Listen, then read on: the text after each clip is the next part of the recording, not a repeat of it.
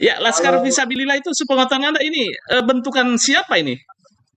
kalau Laskar Sabilillah itu kan sudah kita pahami bersama. Di sana ada Gus Abbas, ada Mbah Mufid, dan beberapa pengurus lainnya yang bisa diikuti di sosial media. Tapi Assalamualaikum warahmatullahi wabarakatuh, sahabat Hamzanudi Channel, saudara sekalian. Pada kali ini kita akan sama-sama menyaksikan daripada sebuah video yang luar biasa sekali. Seperti biasa, nah jadi judul videonya yaitu Kawal Polemik Nasab Laskar Fisabilillah Sowan Kiai Ubaidillah. Nah jadi ini merupakan salah satu bisa kita bilang pemain baru lagi di dalam bagaimana perbedaan antara Kiai Haji Imaduddin dan kawan-kawan dengan para habaib Ba'alawi. Nah, jadi ini merupakan apa namanya bisa kita bilang perkumpulan atau gerakan lah. Gerakan sekelompok orang khusus, tapi kalau gerakan Fisabilillah ini, Laskar Fisabilillah ini untuk mengawal daripada Kiai Haji Imaduddin atau dalam tesis Kiai Haji Imaduddin. Nah, bagaimana penjelasan Kiai Haji Ubaidillah dalam gerakan ini? Mari kita sama-sama dengarkan video berikut. spontan dan saya tidak terasa itu, sebenarnya dalam pikiran saya itu saya merasa dalam satu keluarga Nahdien, dalam satu keluarga NU, Mas. Yang di situ ada orang tua, ada anak. Sosok Kiai Haji Miftahul Akhyar adalah sosok orang tua saya. Gus Yahya juga orang tua saya, dan NU adalah rumah besar saya. Pesantren yang saya kelola adalah rumah kecil saya dalam konteks pendampingan kepada masyarakat.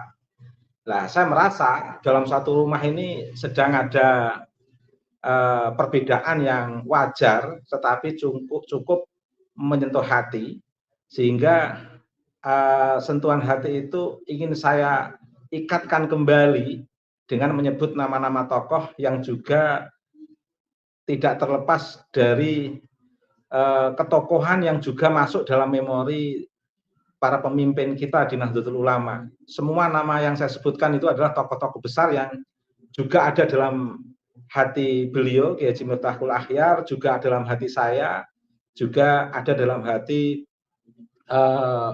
para tokoh Nahdlatul Ulama dan aktivis NU. Sehingga Gus Dur pernah menyatakan aktivis NU kalau nggak kenal Mbah Sambu itu kurang sempurna, katanya, Mas. Makanya begitu saya membaca doa itu, refleksi saya dalam satu rumah, tidak ingin jauh dari ayahanda saya, Kiai Haji Miftahul Akhyar, juga tidak ingin jauh dari rumah saya, yaitu rumah besar saya, yaitu Nahdlatul Ulama. Sehingga dalam suasana, dalam keadaan apapun, saya adalah NU. Betapa mahalnya NU bagi saya, sehingga ketika ada orang curiga terhadap ke-NU-an saya, dalam konteks ini menuduh Wahabi, Syiah atau Khawarij, itu saya agak sensitif.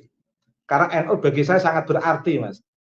Sehingga saya tetap berdoa menyebut nama-nama tokoh itu untuk mengikatkan suatu nuansa yang disebutkan di dalam Al-Quran, yaitu al-arwahu junudum mujannadah. Roh itu pada akhirnya akan berada dalam satu barisan yang memiliki kesamaan visi misi dalam satu ikatan genealogi keilmuan maupun genealogi keumatan min ummati Nabi Mustafa Muhammad SAW. Jadi doa saya itu mengikat sebuah ikatan cinta saya kepada tokoh-tokoh NU yang selama ini saya katakan baru berbeda sedikit. Tetapi saya yakin nanti pada akhirnya akan ada dalam satu gerakan yang luar biasa untuk mengawal sejarah Nusantara dan mengamankan pribumisasi Islam yang menjadi kekhasan modeling yang diterapkan oleh Wali Songo dan Nabi Mustafa Muhammad SAW. Saya kira itu pengantar saya, Mas Yusuf. Terima kasih. Iya, kalau saya melihat lain, Gus Ubed, saya Gus Ubed saja ya, Gus Ubed. Bahwa justru sebaliknya saya melihat bahwa itu adalah kecintaan seorang Rois Am terhadap Nahdien. Itu sebetulnya bentuk kecintaan tetapi dalam bentuk yang lain. Apakah Anda setuju dengan statement saya? Saya sangat setuju, Mas. Karena saya percaya konsep Jawa, Kiai Miftahul Akhyar adalah orang Jawa, saya juga orang Jawa. tego larane ora tego patine, Mas. Tega dalam konteks perbedaan, tapi tidak akan pernah tega untuk saling membiarkan. Apalagi kita dalam satu visi ideologi Ahlus Sunnah wal Jamaah berdasarkan nilai-nilai keislaman, berbasis at-turas dan keilmuan dari 3 pemikiran mazhab yang sama, baik mazhab fikih, mazhab ilmu kalam maupun mazhab ilmu tasawuf. Terima kasih Mas Yusuf. Ya, ada sosok yang menarik bahwa Anda bertawasul ke Syekh Mutamakin dan kemudian ke Mbah Sambo. Ini 2 sosok ini makna terpentingnya bagi Anda ini bagaimana? Syekh Mutamakin dulu. Mungkin mic-nya dipegang saja ke Ubed biar suaranya lebih lebih masuk. Iya. Ya, Syekh Mutamakin sebagaimana yang disebutkan oleh Gus Yahya atau Kiai Haji Yahya yang sekarang jadi Ketua Tanfid Pengurus Besar Nahdlatul Ulama, beliau mengatakan dalam salah satu ceramahnya adalah wali peradaban, Mas. Dan NU sekarang ini memiliki tema fikih peradaban. Dan dalam pikiran saya sebagai akademisi yang selama ini menekuni dunia keilmuan, itu juga sangat mencintai ilmu yang bagaimana bisa kita arahkan ilmu itu untuk membangun peradaban umat manusia sebagai sebuah peradaban yang berbasis kemanusiaan, keadilan, dan persamaan. Dan nilai-nilai ini sangat dimiliki oleh Syekh Mutamakin. Dan Syekh Mutamakin, Mas, dalam eranya itu sangat tidak suka tokoh agama yang menjadi tangan panjang penguasa yang tidak mengarah kepada maqasidus syariah. Syekh Mutamakin mencintai penguasa tapi yang membebaskan dan mencerahkan. Ketika ada tokoh agama hanya opportunity terhadap penguasa tapi tidak membebaskan dan mencerahkan, itu pasti jadi kritikan Syekh Mutamakin. Karenanya itu menjadi inspirasi penting dalam gerakan mengawal tesis Kiai Imad ini. Dan kemudian Mbah Sambu sebagai simbol yang luar biasa bagi saya karena beliau melahirkan para pendiri NU dan para tokoh NU. Dan sekarang ini pun yang jadi Rois Am, istri Kiai Miftah ya, itu juga dzurriyyah Mbah Sambu, dan Gus Yahya sendiri juga dzurriyyah Mbah Sambu. Dan Kiai Abdul Mu'id ini yang memiliki manuskrip, tahu semuanya itu. Dan karenanya saya ajak podcast, Gus Mu'id ini menandai dzurriyyah Mbah Sambu dan memiliki manuskrip, sehingga tahu dzurriyyah Mbah Sambu yang ada di seluruh Indonesia ini yang jadi tokoh-tokoh bertempat di mana saja, Gus Mu'id tahu. Makanya saya ajak podcast, Mas. Terima kasih, Mas Yusuf. Oke, baik. Sebelum ke Gus Mu'id, pemirsa pada Suat TV bahwa Syekh Mutamakin itu melahirkan tokoh-tokoh besar. Salah satunya Gus Dur, Kiai Haji Bisri Sansuri, kakeknya juga berasal dari Syekh Mutamakin. Nah, kemudian Anda tokoh-tokoh yang lainnya bisa coba disebutkan tokoh-tokoh besar yang menjadi terah Syekh Mutamakin. Mungkin termasuk Anda juga ini kan, terah Syekh Mutamakin. Kalau saya nggak mau menceritakan, Mas, biar tidak narsis, tapi yang lain saja.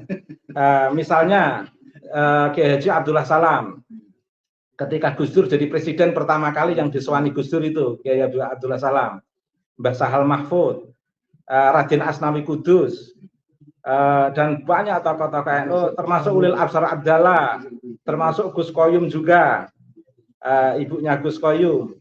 Dan baik yang di Jawa Timur, Jawa Tengah, di Jakarta, banyak, Mas.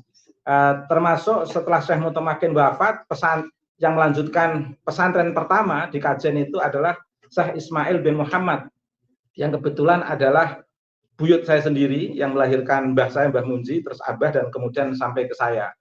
Dan pesantren di Kajen itu, baik Salafiyah, pesantren Kulon, Kajen Wetan, Kajen Kulon, maupun Kajen Tengah, termasuk Guyangan, banyak pesantren-pesantren besar yang terinspirasi dari modeling Syekh Mutamakin, dan nutfah nubuah yang melalui Syekh Mutamakin itu banyak melahirkan para tokoh-tokoh yang membangun peradaban negeri ini, dan kesemuanya itu memiliki satu visi gerakan untuk kemanusiaan dan keadilan serta persamaan, Mas.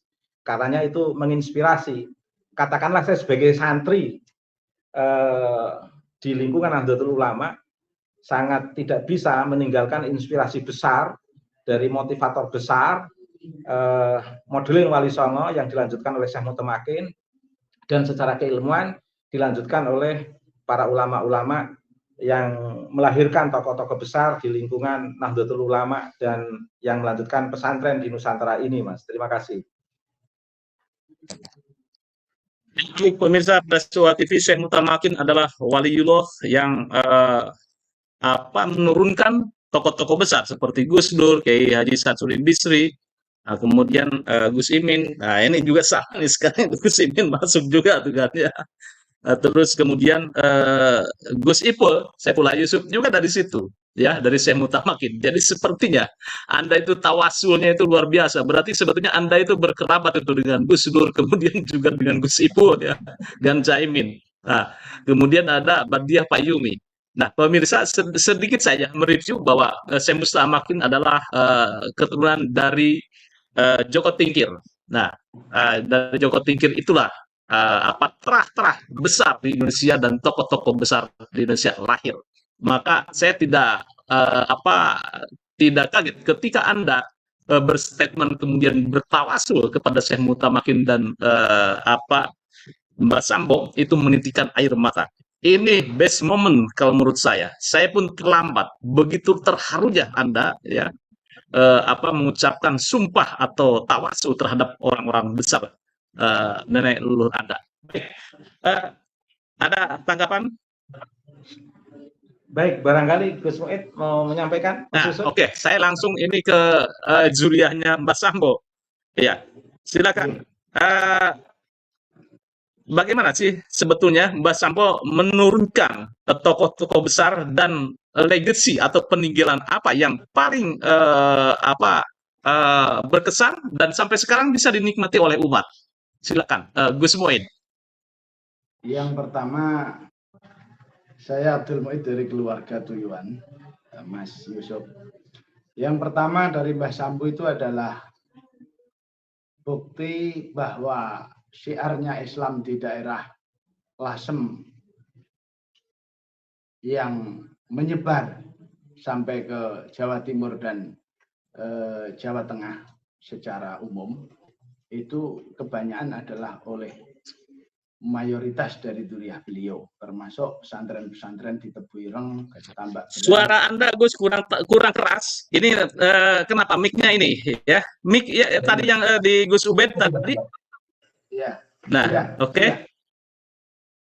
Mulai dari Tambak Beras, Sewulan Madiun, termasuk pesantren di Pasuruan, di Jember, dan di Blok Agung, Glenmore di Banyuwangi, itu adalah salah satu bukti peninggalan daripada Mbah Sambu yang paling nyata dan bisa dirasakan dari zaman ke zaman.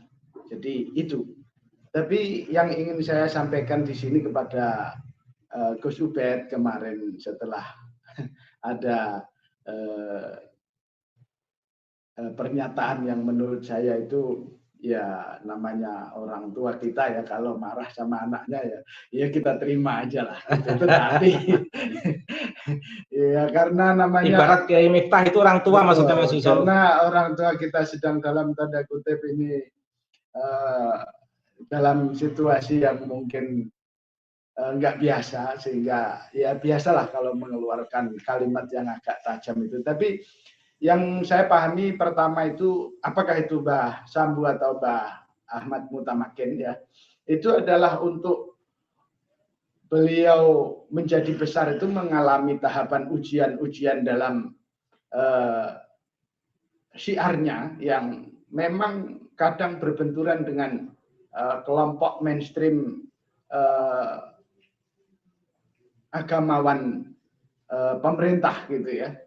Dalam hal ini terjadi polemik antara para penghulu yang dipimpin oleh Khatib Anom Kudus yang sampai akhirnya membawa kepada Mbah Mutamakin diadili di Surakarta pada zaman Sultan Pakubuwono yang ketiga. Itu juga saya sampaikan kepada Gus Bed supaya beliau tabah, banyak berdoa mendekat kepada Allah.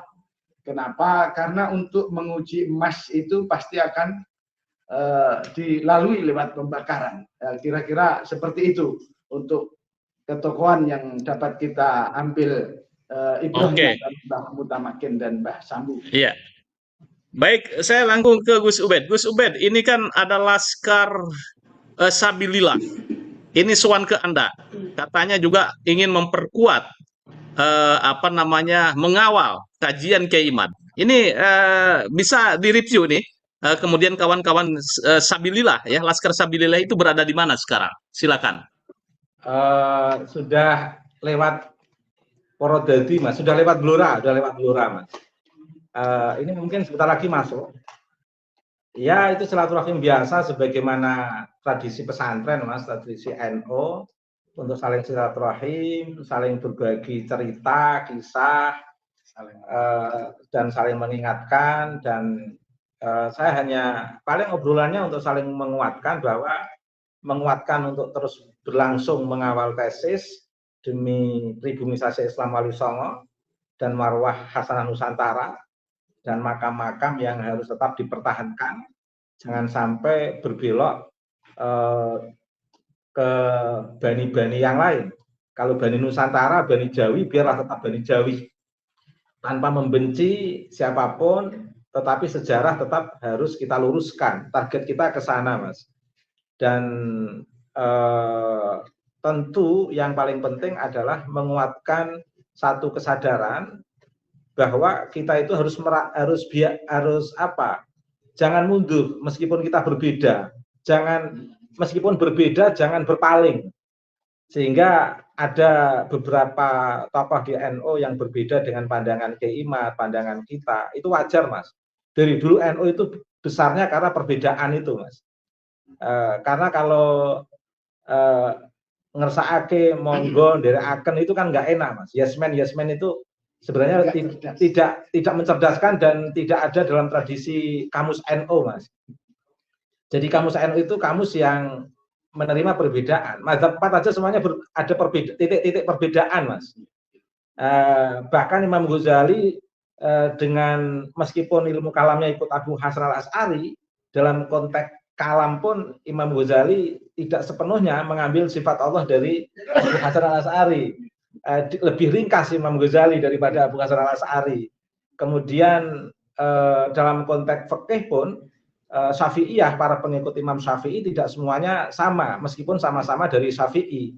Makanya dalam mazhab 4 terjadi perbedaan, masing-masing pengikut mazhab juga ada perbedaan. Sehingga mazhab Hanafi ada Hanafiyah, mazhab Maliki ada Malikiyah, mazhab Hambali ada Hambaliyah, mazhab Syafi'i ada Syafi'iyah. Dan hasanah perbedaan itu adalah hasanah yang luar biasa dalam tradisi Nahdlatul Ulama. Sehingga ketika Kiai Miftah berbeda dengan anak muda NU atau kiai muda NU seperti Kiai Imad dan kawan-kawan, itu sesuatu yang biasa, Mas. Sehingga bahkan saya berharap untuk membesarkan organisasi itu harus ada perbedaan, jangan sama terus. Nggak enak, sama itu nggak enak, Mas. Karena peradaban itu lahir dari perbedaan dan pemikiran dan hasanah yang lahir di tiap-tiap zaman, Mas. Itu, Mas Yusuf. Ya, baik. Pemirsa pada Suara TV, saya juga berharap nanti dari pihak Malawi bisa hadir di dalam podcast, tetapi sampai sekarang ini memang agak kesulitan untuk mengundang pihak dari Malawi atau Habaib. Tetapi begini, ini persoalan persoalan polemik nasab ini yang sempat ramai bahwa Solo Raya dan sebagainya itu ya. Saya putar itu ya, bagaimana gerakan dari kawan-kawan di Solo Raya. Saya putar juga. Ini menurut saya ini persoalan yang perlu disikapi dan ini pun menjadi concern dari Rois Am. Solo Raya dilarang mengundang Habib untuk kegiatan-kegiatan keorganisasian. Dan akhirnya berita itu muncul di media sehingga rame. Dasar dari gerakan Pak Kiai dan kawan-kawan ini di Wonogiri, apakah ini didasari dengan rasa kebencian atau bagaimana nih Pak Kiai? Ingin menegakkan sebuah menjaga kehormatan Nahdlatul Ulama. Antara RA dengan NU pasti punya visi misi sendiri dan kemudian punya ADART sendiri. Jadi mohon maaf kalau memang mau masuk ke NU mestinya ya harus mau bersama-sama berjuang dengan NU, bukan hanya sekedar misalnya pentas, selawatan itu aja, hanya mencari jamaah, mencari panggung di NU. Tapi tolong ketika ada kegiatan-kegiatan rutin di daerah ya diberi kesempatan teman-teman NU untuk memberikan sambutan. Kemudian logo NU jangan ditinggalkan, harus dipasang. Kami tegas seperti itu. Ini artinya biar NU-nya nampak, jangan cuma diajak jamaahnya saja, tetapi NU-nya ditinggalin. Baik, itu dari Ketua Paguyuban PCNU Solo. Ada satu video lagi ya, yang Anda bisa ini menanggapi, coba nanggapi juga. Ini kan reaksi yang menjadi apa yang menjadi, saya pikir tidak bisa dilihat dari sebelah mata. Saya kira itu sebagai sebuah refleksi yang wajar, Mas. Dalam kondisi apapun, fanatisme itu ada di mana-mana, Mas. Itu kan bagian daripada refleksi fanatisme yang masih wajar, Mas.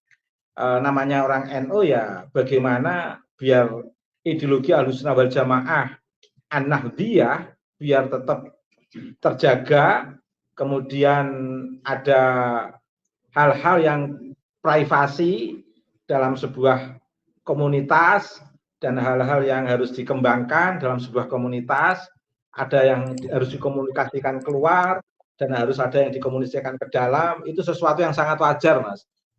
Sehingga Solo Raya membuat sebuah keputusan seperti itu bagian daripada refleksi kebudayaan, kearifan lokal, Mas. Sehingga itulah perlunya siapapun dalam konteks ini adalah habaib, kalau ingin bareng-bareng sama NU ya harus menjaga tradisi NU dengan segala hasanahnya, dengan segala lokal wisdomnya, dengan segala kearifan lokalnya, dengan segala komunikasinya dan tradisi unggah-ungguhnya, tidak jumawa, tidak ingin kelas pertama terus membuat kelas 2 para kiai, jangan seperti itu. Dan itu salah satu titik kesadaran pembebasan Solo Raya untuk membangun harkat martabat kesetaraan antar umat manusia, sehingga warga NU itu harus setara dengan siapapun. Jadi kita memang gerakan ini ingin membangun kesetaraan warga NU di hadapan siapapun. Jangan ada orang merasa kelasnya unggul dan warga NU kelasnya di bawah. Targetnya kita kan ingin menghapus hegemoni dan relasi kuasa yang tidak seimbang.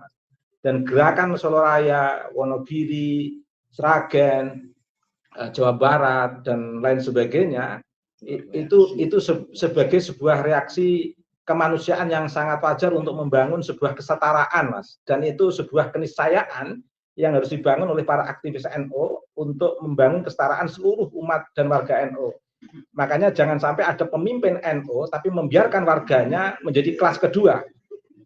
Tokoh NU tapi membiarkan warga NU terhegemoni oleh klan-klan tertentu. Namanya tokoh NU, aktivis NU, jangan hanya dalam posisinya dia yang di atas, tapi juga harus mengangkat harkat dan martabat seluruh warga NU. Sehingga tokoh NU itu seperti anak bagi orang tua. Mendem jero mikul dhuwur. Semua aktivis NU saya harapkan untuk tetap mikul dhuwur mendem jero. Jadi kita sama-sama setara untuk saling mendem jero mikul dhuwur, mengubur dalam-dalam suatu segala kekurangan dan mengangkat tinggi-tinggi segala peradaban yang bisa dibangun bersama. Kalau perbedaan adanya kelas, kalau tidak segera dihapus, kelas sosial yang hegemonik dan relasi kuasa yang tidak seimbang, kalau nggak segera dihapus, orang NU selamanya akan tertinggal.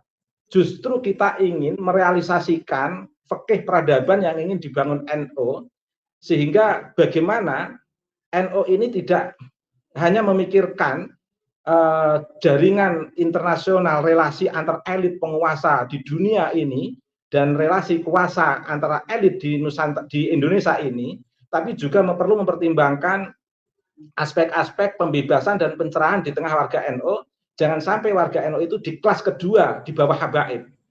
Harus sama, harus sama.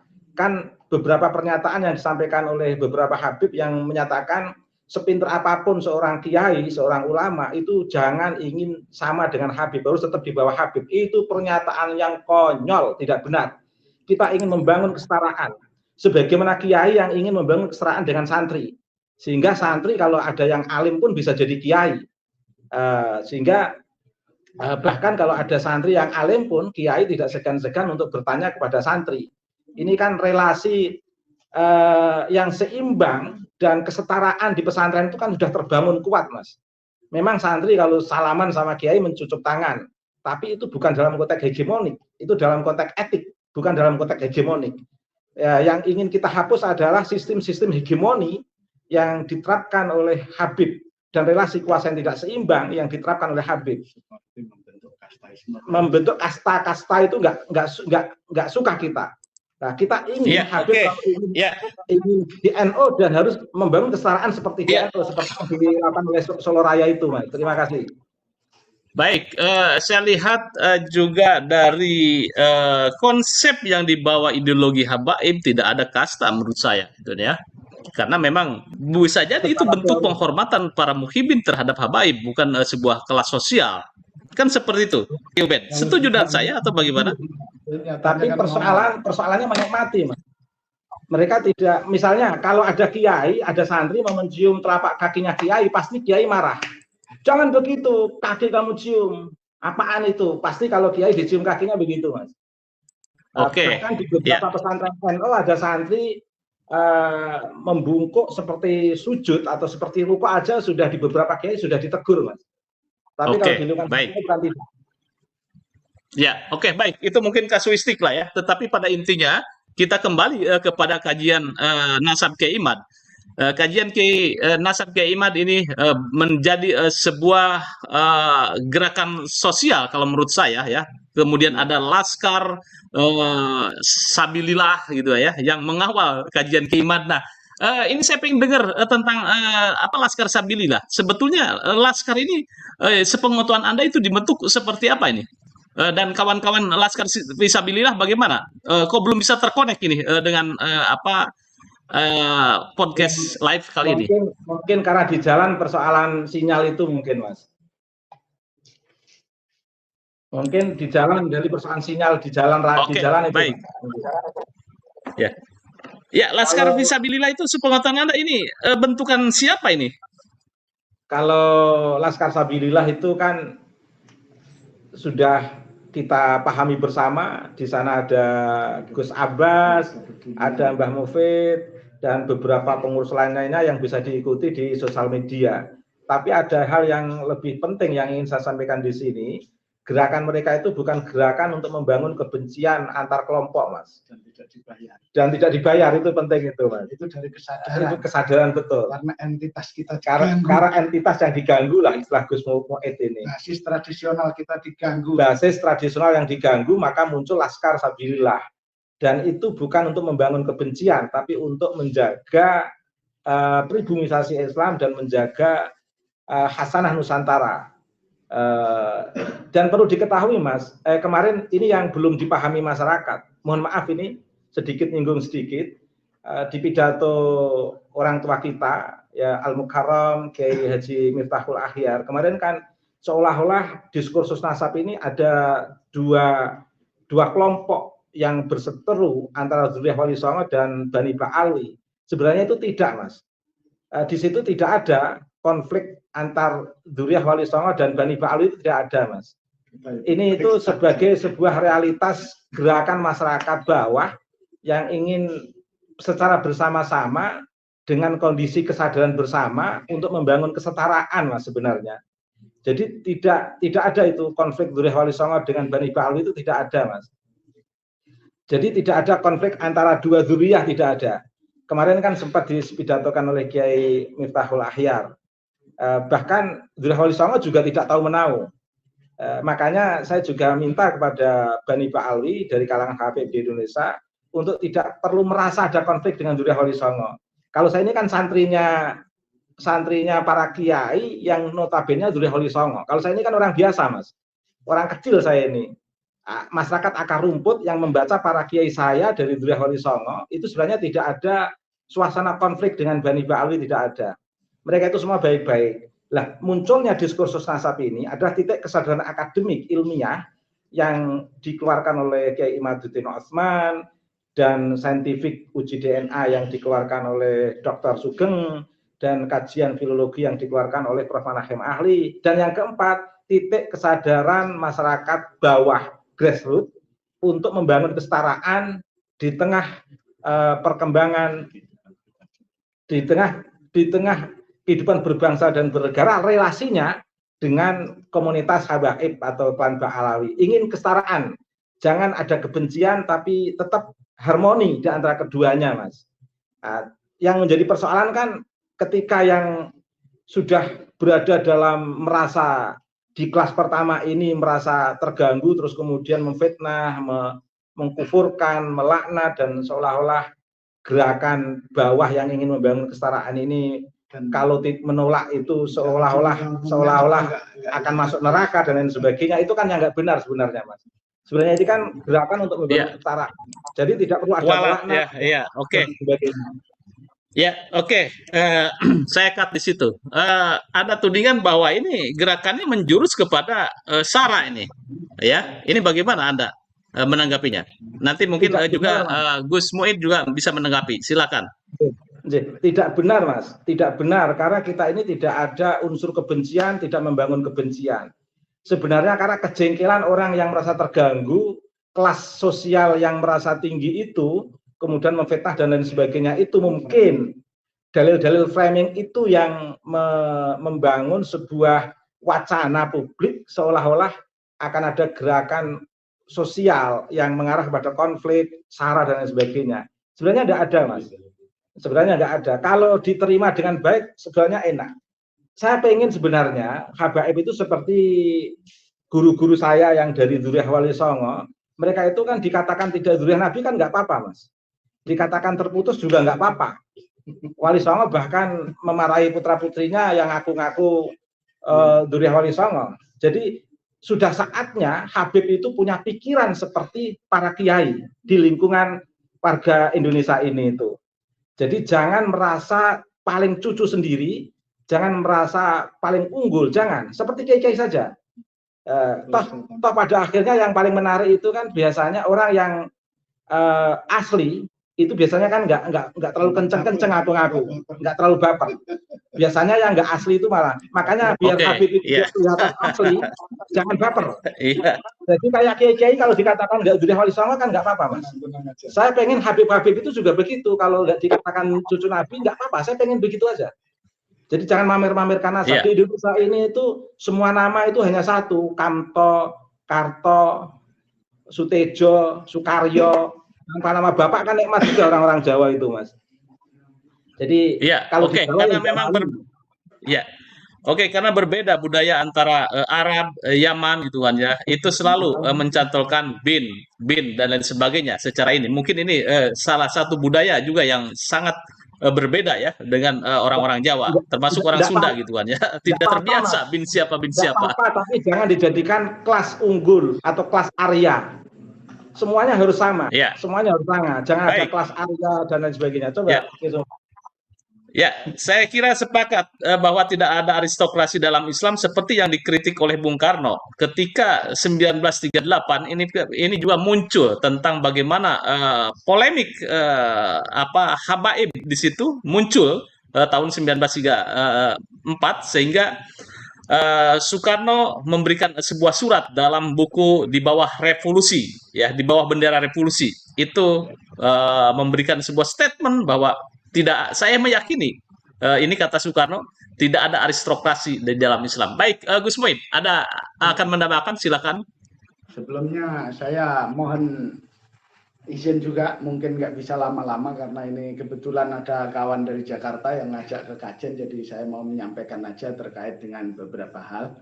Yang pertama adalah perbedaan di dalam khazanah NU itu sudah hal yang lumrah. Jadi perbedaan itu tidak dalam kerangka terus saling menuduh dengan bahasa yang dalam tanda kutip sudah menuduh di luar Islam gitu. Seperti tuduhan khawarid itu kan artinya sudah gila benar itu ketemunya gitu. Itu kan nggak benar gitu. Jadi diksi yang dipakai jangan itu, Bu. Jadi saya masih ingat betul sebagaimana dulu almarhum Mbah Kiai Khalil Bisri dengan Kiai Yusuf Hasim ya, omnya Gus Dur itu, mereka berpolemik tapi tetap dalam kerangka saling menghormati, tetap dalam kerangka kekeluargaan. Kenapa? Karena yang dikedepankan itu adalah dalil-dalil, bukan framing-framing untuk kemudian menjadikan nilai ilmiahnya itu hilang, tetapi ketajaman emosi yang bangkit. Kenapa? Karena tadi menyentuh pada basis-basis tradisional para pihak yang terkait. Maka kalau kita sepakat bahwa tidak ada aristokrasi dalam Islam, berarti kita harus kembalinya kepada lana maluna walakum malukum wa nahnu lahu mukhlisun, bukan kok terus oh ente kualat nggak percaya gitu. Itu tugas ente bikin orang percaya dengan dasar-dasar yang kuat, yang mapan secara dalil gitu. Bukan orang dipaksa untuk percaya. Jangankan hanya urusan ini, urusan agama aja Allah berfirman la ikraha fiddin gitu Mas Yusuf. Jadi menurut saya itu Oke, baik. di dalam Jamiah NU ini berbeda itu jangan menggunakan diksi yang nggak percaya adalah dajjal dan sebagainya. Itu justru menunjukkan kualitas ilmiahnya yang sangat rendah. Gitu. Karena Baik. bahasa Saya coba. Iya. Ya, lanjut ya. Jadi bahasa-bahasa kasar itu adalah menunjukkan tata nilai ilmiah yang tidak bisa terwujudkan melalui kalimat gitu, Mas Yusuf. Sekaligus saya mohon maaf bila mana ada kekurangan, saya minta izin bila ada tamu mau ke kajian. Jadi Oke, saudara sekalian, luar biasa sekali apa yang disampaikan oleh Kiai Haji Ubaidillah terkait masalah polemik nasab Ba'alawi ini, panjang dan lebar beliau sampaikan. Nah, jadi ada beberapa hal yang ingin saya sampaikan terkait masalah apa yang sudah beliau bicarakan di dalam video yang kita sama-sama saksikan tadi. Nah, jadi yang pertama, perbedaan itu kata beliau nikmat. Nah, jadi kalau ada ya saja, ada perintah ya, ada perintah ya, kata beliau tadi, itu merupakan suatu hal yang tidak seru. Nah, jadi perbedaan itu membuat kita berpikir keras dan membuat kita lebih maju di dalam, terutama di dalam kita berorganisasi. Nah, menurut beliau tadi, ketika orang NU itu hebat-hebat semuanya, maka kenapa warga NU itu, terutama pada kader-kader NU itu hebat-hebat semua? Karena mereka itu tumbuh besar di kader dengan berbagai macam perbedaan. Nah, oleh karena itu yang sering kita ketahui bahwa menjadi rahasia umum bahwa organisasi NU itu merupakan organisasi yang paling besar di Indonesia ini. Nah, kita tidak heran bahwa banyak para oknum-oknum, para bisa kita bilang para oknum habaib, para oknum kiai-kiai yang tidak bertanggung jawab ingin namanya itu dilekatkan dengan NU. Kenapa? Karena NU ini di samping organisasinya besar, di situ juga banyak jamaah-jamaah yang menjadi target daripada para oknum-oknum yang tidak bertanggung jawab, hanya ingin mencari cuan, atau hanya ingin mencari video di dalam organisasi NU ini. Nah, itulah yang sempat dibahas tadi oleh Kiai Haji Ubaidillah, bahwa salah satu daripada oknum-oknum Habib yang memang merupakan ketika mereka mengadakan suatu acara, maka kiai itu diduakan. Kata beliau tadi sempat dibahas bahwa inilah yang menjadi latar belakang kuat mereka, salah satunya dimotori oleh Kiai Haji Imaduddin untuk menyetarakan antara kiai-kiai pribumi dan para habaib. Karena kata beliau, ketika kita sering mendengar ceramah-ceramah para habaib, para oknum-oknum habaib, seringkali mereka lebih mengagungkan nasab mereka dan lebih menduakan daripada nasab pribumi itu sendiri. Nah, yang nomor satu itu merupakan nasab mereka. Nah, jadi ini yang menjadi keresahan kita di dalam berpikir, terutama di dalam para pendukung Kiai Haji Imaduddin. Dan itu yang disampaikan oleh Kiai Haji Ubaidillah Tamamunji tadi. Nah, itu yang pertama. Dan yang kedua, terkait beliau mengomentari daripada Solo Raya.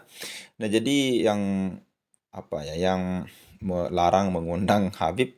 Nah, jadi ini banyak kita temukan bahwa ketika para habaib, kata beliau tadi, ketika para habaib itu membuat suatu acara, itu membawa nama NU. Namun ketika suatu acaranya sudah sukses, banyak yang datang, para jamaah NU, maka bendera NU itu seringkali tidak ditampilkan gitu. Tidak dibuang gitu, atau tidak dipasang gitu. Mereka hanya menampilkan bendera-bendera organisasi mereka atau Robit Halloween, mungkin itu yang ditampilkan, kita tidak tahu. Nah, ini yang menyebabkan para sepuh daripada ketua PCNU Wonogiri juga sempat kita saksikan, sempat saya upload videonya juga. Itu yang membuat mereka itu geram gitu. Kenapa? Karena ulah daripada oknum-oknum yang tidak bertanggung jawab ini. Nah, terkait masalah itu, nah jadi Ki Haji Ubaidillah tadi sempat ditanya tadi oleh Pak Yusuf bahwa Fisabilillah ini seperti apa dan gerakannya seperti apa gitu. Nah, jadi kata beliau tadi tidak panjang dan lebar menjelaskan, namun kata Ki Haji Ubaidillah, yang paling penting kayak gerakan daripada Laskar Fisabilillah ini dibentuk karena kemauan mereka sendiri, dan salah satu daripada tujuannya yaitu mengawal atau menjaga daripada keberlangsungan tesis Kiai Haji Imaduddin ini di dalam bukan membatalkan ya, lebih ke memperbaiki nasab daripada Ba'alawi, membuktikan bahwa nasab Ba'alawi itu bukan daripada bagian dari keturunan Nabi Muhammad SAW. Nah, ini yang diutamakan, yang paling utama dibentuk daripada Laskar Fisabilillah ini. Ya, kalau menurut saya itu seperti Bansar lah, tapi dalam skala kecil dan tugas yang kecil. Ya, tadi sempat juga beliau Kiai Haji Ubaidillah mengatakan bahwa ini bukan bukan gerakan Laskar Fisabilillah ini bukan gerakan yang menyebarkan kebencian atau menebarkan ancaman khususnya bagi warga NU, bukan seperti itu. Tapi ini cuma sekedar menjaga. Nah, bisa kita bilang sebagai pertahanan lah. Pertahanan ketika ada yang mengganggu daripada Kiai Haji Imaduddin dan kawan-kawan, atau tesis beliau yang ingin mengganggunya dengan cara ilmiah, tidak ilmiah, atau merusaknya. Maka inilah fungsi utama daripada dibentuknya Laskar Fisabilillah ini. Jadi tadi ada juga daripada anggotanya yang sangat berpengaruh di Laskar Fisabilillah, namun karena ada sinyal tidak bisa ikut berbicara di dalam video tadi. Jadi mungkin nanti di video yang lain akan kita sama-sama dengarkan. Namun yang ingin atau yang sempat menarik juga saya saksikan tadi dari pembicaraan Kiai Haji Ubaidillah. Nah, ini terkait dengan kesetaraan. Tidak ada nomor 1, nomor 2 di tubuh daripada NU itu sendiri. Ketika itu begini, Kiai Haji Ubaidillah tadi menerangkan bahwa banyak oknum Habib yang menerangkan bahwa ketika suatu acara mereka lebih ke menyanjung keturunan mereka sendiri dan sebagainya, dan kiai itu diduakan. Dan statement-statement para oknum habaib ini yang mengatakan bahwa yang paling terkenal yang sering dibahas, nah itu yang mengatakan bahwa Habib yang bisa kita bilang Habib yang melakukan maksiat atau Habib yang bodoh, ya sorry, Habib yang bodoh itu lebih mulia daripada kiai-kiai. Nah, ini yang merupakan hal yang sangat mengganjal sekali. Ini memang statement yang kurang bagus, kurang baik lah untuk kita dengar, dan ini kita sebagai pribumi yang asli agak sedikit tersinggung dengan pernyataan atau kalimat singkat seperti itu. Nah, mudah-mudahan kalau saya pribadi, ketika ada suatu perbedaan, itu yang membuat kita makin dewasa, terutama di dalam tubuh NU itu sendiri. Ya, mungkin hanya itu saja yang dapat saya komentari dari video yang tadi. Mudah-mudahan bermanfaat. Silahkan bagi kita yang ingin berdiskusi, silahkan kita sama-sama diskusi di di kolom komentar. Silahkan komentar dengan kata-kata yang bagus, baik dan benar, jangan saling caci maki. Usahakan akhlak, adab daripada ilmu. Itu yang lebih dulu. Ilmu baru akhlak, baru ilmu. Artinya gini, karena kalau kita berilmu saja tidak ada adabnya, itulah yang berkomentar dengan hal-hal yang tidak baik, dengan hal-hal yang kata-kata yang kasar dan kotor. Nah, mudah-mudahan kita semua diberikan kesehatan oleh Allah Subhanahu wa taala untuk selalu mengembangkan ilmu kita. Ingat, perbedaan itu adalah rahmat. Lahirnya suatu fikih yang luar biasa sekali dengan imam yang 4 itu lahir karena ada perbedaan. Ya, sekian. Assalamualaikum warahmatullahi wabarakatuh.